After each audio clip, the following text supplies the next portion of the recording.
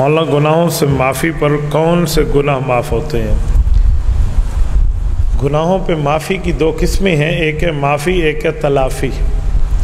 معافی کا مطلب یہ ہے کہ بندہ اللہ سے توبہ کر لے، اور تلافی کا مطلب یہ ہے کہ کسی کا نقصان کیا ہے تو اس نقصان کو پورا کر، نقصان کو پورا کرنا یہ تلافی ہے۔ میں مثال دے رہا ہوں، آپ نے کسی کا ڈاکہ مارا اور نعوذ باللہ 1 لاکھ اس سے کھینچ لیا اور پھر کہے جی اللہ معاف کر دے، یہی حال ہوا تو پھر تو چور پوری زندگی چور ہی رہے گا۔ وہ کہے گا جی لاکھ روپے چوری کیا اور 2 رکعت نفل پڑھ کے معافی منگوا لی ہے۔ یہ معافی نہیں ہے، یہ معافی سے مذاق ہے۔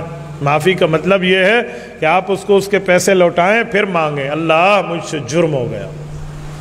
دیکھو ملک میں غداری کی سزا موت ہے۔ ایک بندہ غدار ہو اور کہے جی مجھے معاف کر دیں، پہلے غداری چھوڑے گا تو پھر معافی پر عدالت غور کرے گی۔ تو بھئی اپنے گناہ کی تلافی کریں گے تو پھر اللہ رب العزت سے معافی کی امید رکھیں، تو پھر تلافی بھی ہو اور اس کے بعد معافی بھی ہو۔ تو معافی کے بعد تلافی ہوتی ہے، جب تک تلافی نہ ہو جائے تو بس اس کا معنی ہے معافی کا پروسیس جو چل رہا ہے وہ آدھا ہی ہے۔ کھل خوانی نماز جنازے کے پیچھے دعا مانگنا جائز ہے؟ نماز جنازہ خود دعا ہے۔ اللہ کے رسول صلی اللہ علیہ وسلم نے فرمایا کہ نماز جنازہ جو ہے وہ خود دعا ہے، اس کو اخلاص کے ساتھ پڑھو۔ اذا صلیتم علی المیت فاخلصوا له الدعاء، فرمایا میت پر جب جنازہ پڑھنے لگو اخلاص کے ساتھ دعا کرو، اللہم اغفر لحینا ومیتنا وشاہدنا وغائبنا الی آخرہ۔ یہ دعا ہے، یہ اخلاص کے ساتھ کرو، منہ دکھانے کے لیے جنازے میں نہ آؤ تاکہ ورثہ راضی ہوں، یہ منع ہے۔ تو پھر اللہ کے لیے ہو، یہ اخلاص۔ جب جنازے کی سلام ہو جائے تو اب جو دعا ہے وہ قبر پر، قبر پر وہ وفاداری والی دعا ہے، بے وفائی والی نہیں ہے کہ آدھے راستے میں بھاگ کے چلے جاؤ، تو وہ وفاداری والی دعا ہے۔ وہ دعا اللہ کے رسول سے ثابت ہے، حدیث پاک میں لکھا ہوا ہے۔ اور جنازے کے سلام کے بعد کی دعا یہ رسم اور رواج ہے، اللہ کے رسول سے ثابت نہیں۔ قیامت تو آ سکتی ہے جنازے کے بعد والی دعا کے لفظ اللہ کے رسول سے نہیں دکھائے جا سکتے، اس دھرتی پہ دعا نہیں ثابت۔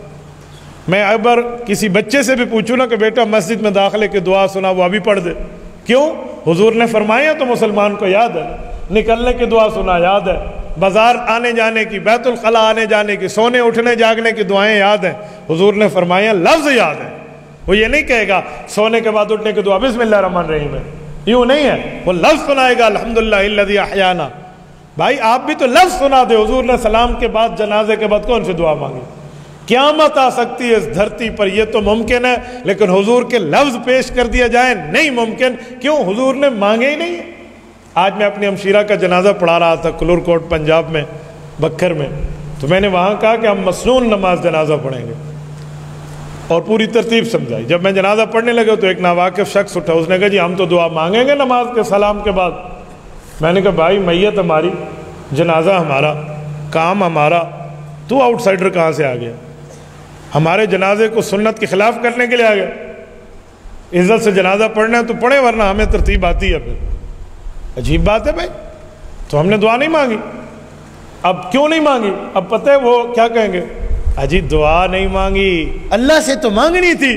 جیسے کہ چاچے اللہ سے مانگنی ہے تو پھر اللہ سے مانگنے والی دعا کا مقام متعین کر کہ یہ شریعت والی دعا ہے یا تیری طبیعت والی دعا ہے۔ اگر شریعت والی ہے تو پھر ہم سب مانگیں گے حضور سے دکھا دے، اور اگر تیری طبیعت والی ہے تو ہم طبیعت کے پابند نہیں، ہم شریعت کے پابند ہیں۔ بھئی دعا کبھی مانگ لو، لیکن یہاں پر لوگ دعا دین سمجھ کے مانگ رہے ہیں، سلام کے بعد جنازے کے فوراً بعد۔ تو جو دین سمجھیں گے تو ان کو منع کریں گے کہ بھائی دین نہیں ہے۔ اب ایک بندہ مجھے کہے کہ مولانا آپ نے گھڑی پہنی ہوئی ہے تو یہ آپ دائیں ہاتھ میں پہنے تو ثواب ہے، بائیں ہاتھ میں پہنے تو گناہ ہے۔ میں کہوں گا تو کذاب ہے، جھوٹ بولتا ہے، گھڑی پہننا حضور سے ثابت ہی نہیں ہے، تو ثواب اور گناہ کہاں سے آ گیا دائیں بائیں کا؟ بھائی گھڑی پہنو، تمہیں اچھا لگے تو دائیں پہ پہن لو، اچھا لگے تو بائیں پہ پہن لو۔ یہ نہیں ہے کہ دائیں پہ پہننے کا ثواب ہے اور بائیں پہ پہننے کا گناہ ہے، کوئی ثابت نہیں ہے۔ بھئی اپنی طبیعت کی بات ہے، جہاں پہن لو۔ تو بھائی جو طبیعت ہوتی ہے وہ شریعت نہیں بنتی۔ ہاں تو اپنی طبیعت کو اتنا بلند کر لے کہ وہ شریعت کے تابع ہو جائے، یہ تو ٹھیک ہے۔ تو وہاں ان کو لوگوں نے کہا کہ بھائی حضور پاک نے دعا مانگی تھی تو اب لفظ دکھا دیں، ہم سب مانگتے ہیں۔ پھر آئیں بائیں شاہی جی جی جی جی جی جی، تو جی جی جی جی کیا ہوتا ہے بھائی؟ دلیل کے دنیا میں بات کریں تو بات بنتی ہے۔ جب ہم جنازے سے نکلنے لگے تو ایک بندے نے مجھے کہا مولانا یہ بات یہاں کرنے کی کیا ضرورت تھی جنازے میں؟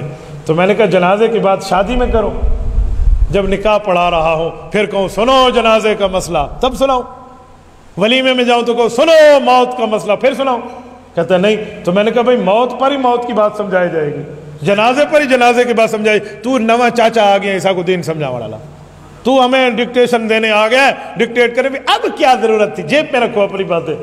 وہ اندر سے جو رضا خانی ہے نا وہ کسی نہ کسی حساب سے ڈس مارے گا نا۔ تو میں نے کہا جی میں آپ کی چالوں کو بہت سمجھتا ہوں، جنازے پر جنازے کا مسئلہ سمجھائیں گے، شادی پر شادی کا مسئلہ سمجھائیں گے۔ اور اسی طرح یہ جو کل خانیاں ہیں، کل خانی کوئی شریعت کو ثبوت نہیں۔ اللہ کے رسول صلی اللہ علیہ وسلم نے پوری زندگی میں صحابہ کرام کے جنازے پڑھے ہیں، کسی ایک صحابی کی کل خانی اللہ کے رسول نے نہیں کی۔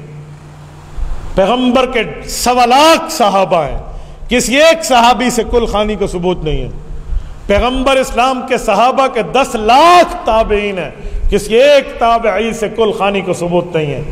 امت مسلمہ میں 4 بڑے ائمہ ہیں، امام ابو حنیفہ، امام مالک، امام شافعی، امام احمد ابن حنبل رحمہ اللہ، کسی ایک امام سے کل خانی کا ثبوت نہیں ہے۔ دنیا کے کتنے بڑے ولی اللہ ہیں، حضرت محبوب سبحانی ذل رحمانی، حضرت شیخ عبد القادر جیلانی رحمہ اللہ سے لے کر حضرت عثمان علی حجویری داتا گنج بخش رحمہ اللہ تک، اور وہیں سے لے کر حاجی امداد اللہ مہاجر مکی رحمہ اللہ تک، اور وہیں سے لے کر آج تک ہمارے اکابرین میں اس کا کوئی ثبوت نہیں ہے تو کسی نے عمل نہیں کیا۔